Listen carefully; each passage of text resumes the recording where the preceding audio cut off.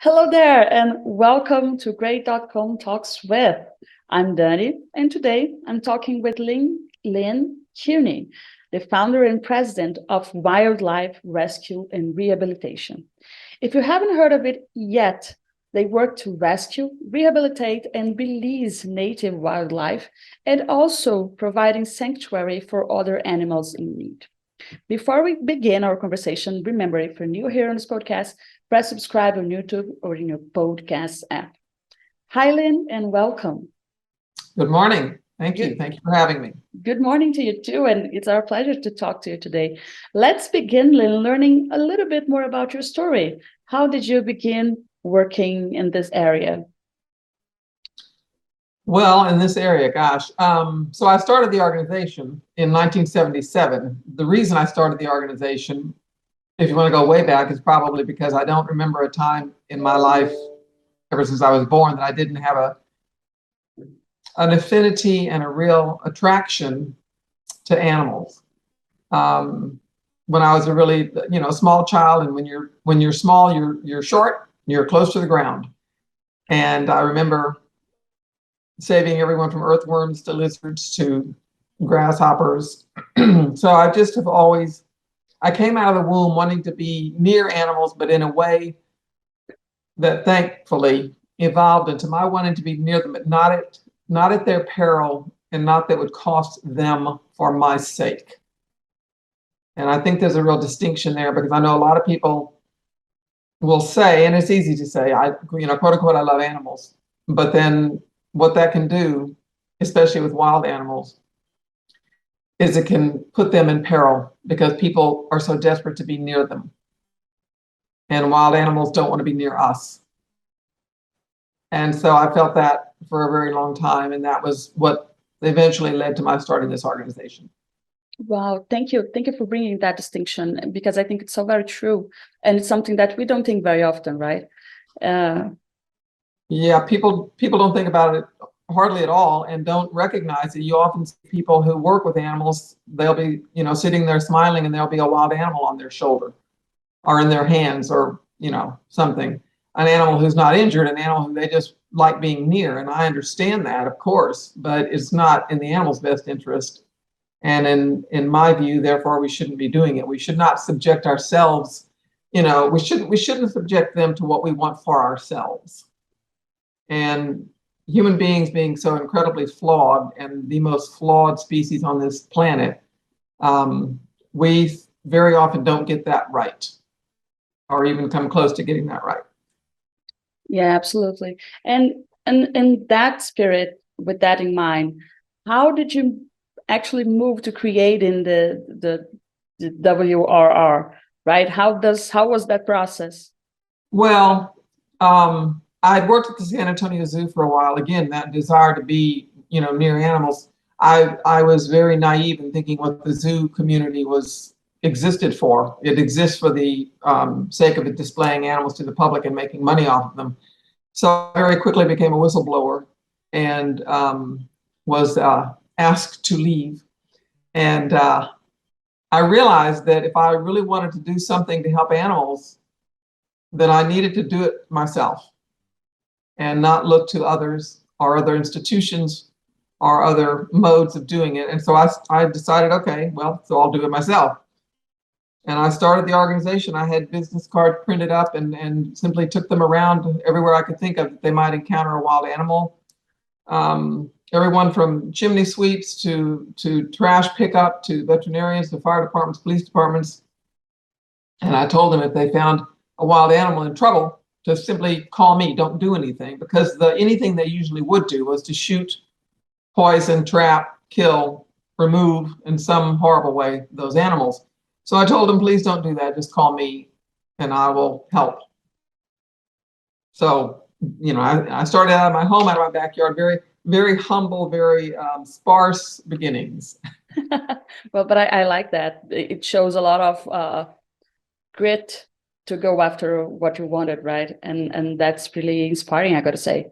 And well, we're talking about 1977, and a lot has happened. And now you have two facilities, right? Both in Texas.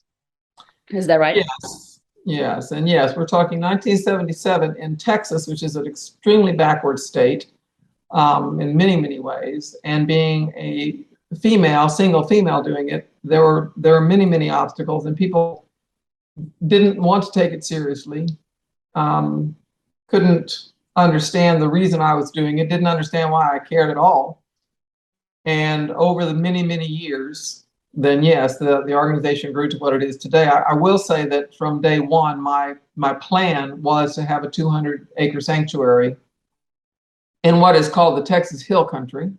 It is a more remote, less remote now, but more remote area that has a better setting for animals, wild animals who either need care or really sadly can never be set free again. So yes, we have a rehabilitation clinic in San Antonio, and then we have a 212-acre sanctuary in outside of a small town called Candelia, Texas. Nice. And in that point, something that I was really curious about is which wildlife animals do you find in that region? Well, interestingly, so yes, the organization, I started it on somewhat of a local basis because those were the animals who I was helping most, immediately. But we take animals in from all around the country. And so we rescue all the native species of wildlife, and who those are everyone from raccoons, possums, skunks, squirrels, rabbits, deer, bobcats, foxes, coyotes, all, birds, all wild birds, and toads and frogs. And then on the other side of that, the animals that we rescue from around the country are primates. We rescue a great many primates out of laboratories and out of zoos. We get bears out of traveling circuses and Renaissance fairs, places like that. Cougars out of the so-called pet trade, because there are a great many wild animals who, in this kind of the United States, it is not illegal to have them as a so-called pet. And a lot of people think that the trade in wild animals is something that goes on in other lands other than America. It is a billion-dollar business in this country, and it is a cruel, ugly business in this country. So we rescue a lot of wild animals who have been subjected and victimized by the so-called wild animal pet trade as well. Wow. Yeah, this is something that I find very culturally interesting when comparing Brazil to the United States, because in here, this is something unthinkable of having a wild animal as a pet. Of course, we Yes, have traffic issues and all that happens, and sometimes birds are our most common victims, let's say. and But primates. yeah, it's really something so different. I'm always shocked when I think about someone having a wolf as a pet. It's It's just it's ridiculous. it's ridiculous, and it's profoundly cruel. People don't, people say, oh, well, I'm going to go buy this. I'm going to go buy a baby monkey. And people buy baby monkeys all the time because they can, because there's this trade out there that is breeding adult, mothers, adult monkeys, and then ripping the baby, literally ripping the babies, the infant, tiny babies off her chest and throwing them into this so-called pet trade. I mean, it is, people have no idea how cruel the trade is in wild animals everywhere.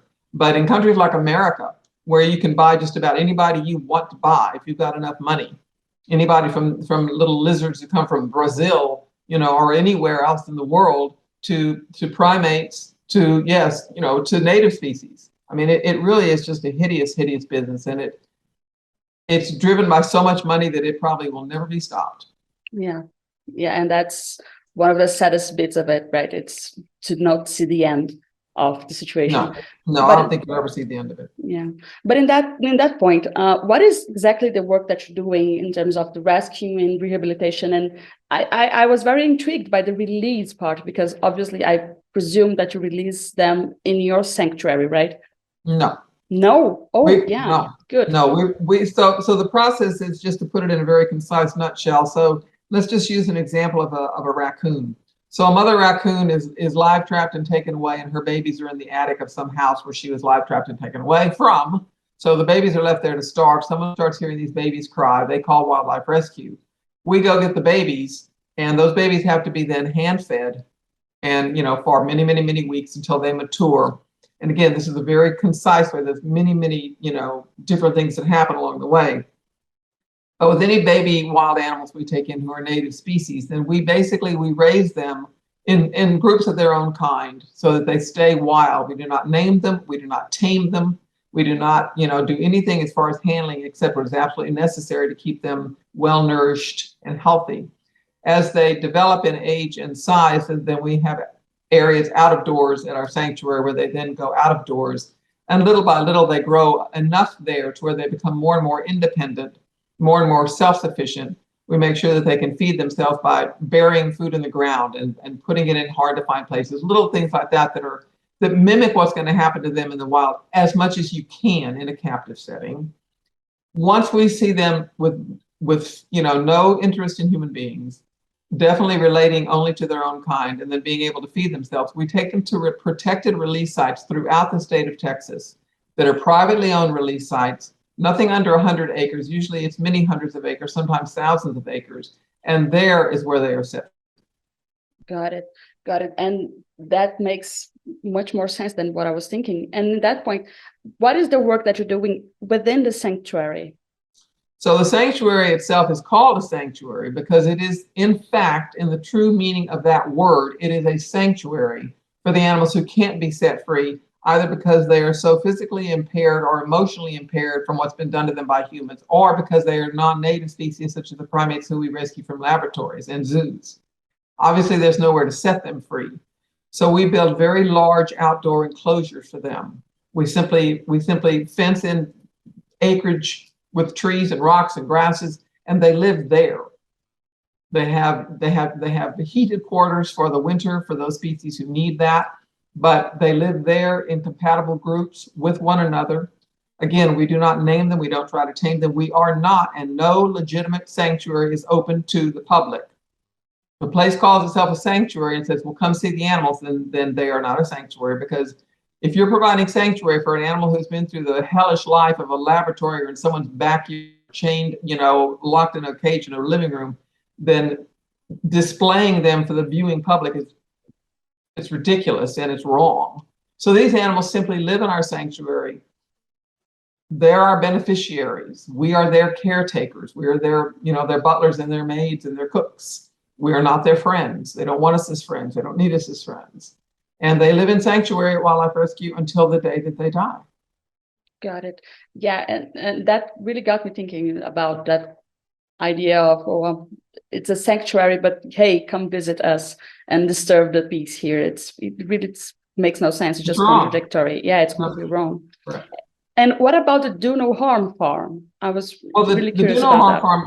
The Do No Harm Farm is an aspect of our organization that it is also at the sanctuary. The name came about because there was a small farm sanctuary in Texas that went under, and they asked us to please take their animals. And I said we would be happy to do that if we could use their name, because I thought it was such a wonderful name, especially for animals who are commonly found on farms, because they are nothing but harmed. They're slaughtered, they're eaten, they're caged. I mean, it's horrible. So we do have a farmed sanctuary component in Wildlife Rescue. And donkeys, mules, chickens, ducks, geese, turkeys. Let's see, who else is in there? Pigs and sheep and goats. So we rescue all of those animals also many times off the auction block. And again, from private hands, from cruelty situations, many who are just abandoned or people moved out and left them sitting in their, in a pen somewhere on a farm. So those, again, they are permanent residents at Wildlife Rescue as well.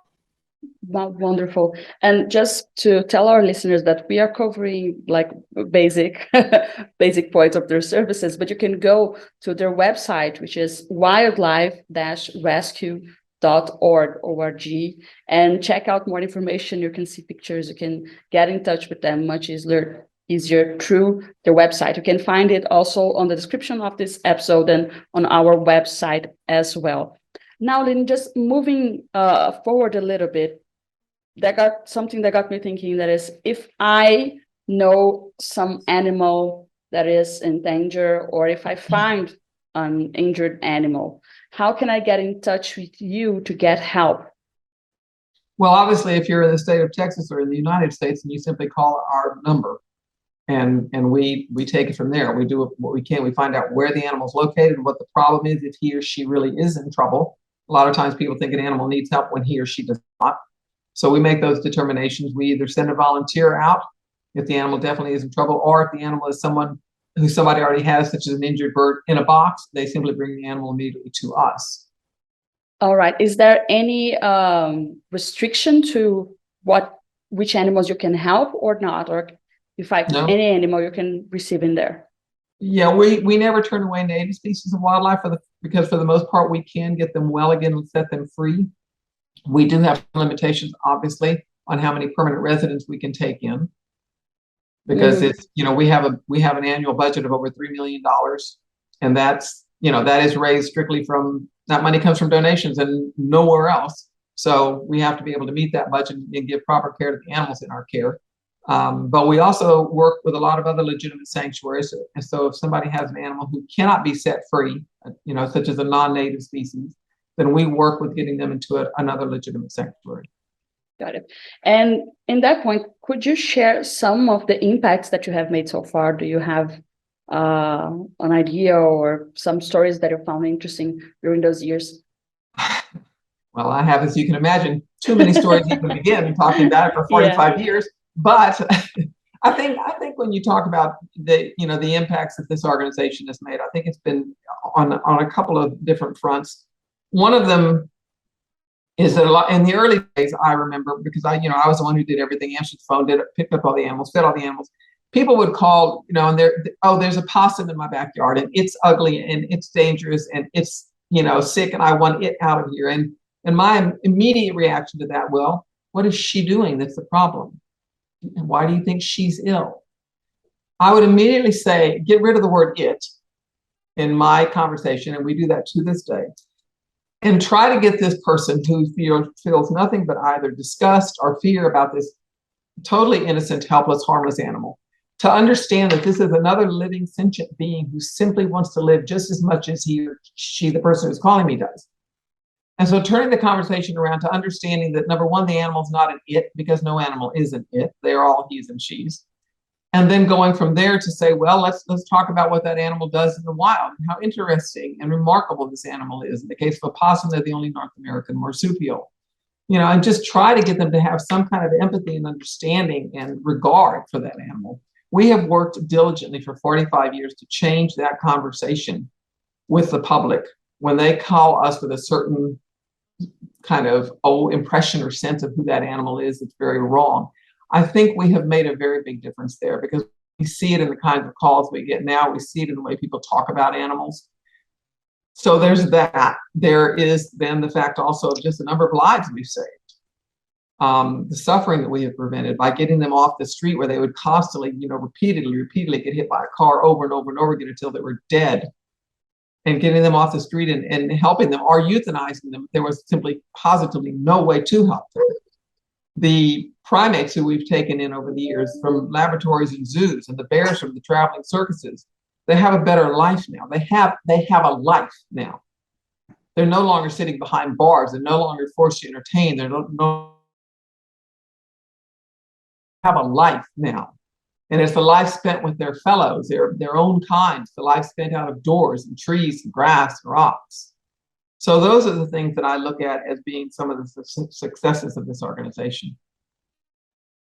You're absolutely right to think them as a success, because it shows a profound change in the society that you're inserted. So congratulations on that, and thank you for the wonderful work that you're doing. Thank you. You mentioned before about donations. What are the best ways for people to help you keep going or get involved with the organization? So the world has become, unfortunately, a very greedy place. This country has become an even greedier one, I'm afraid. America has.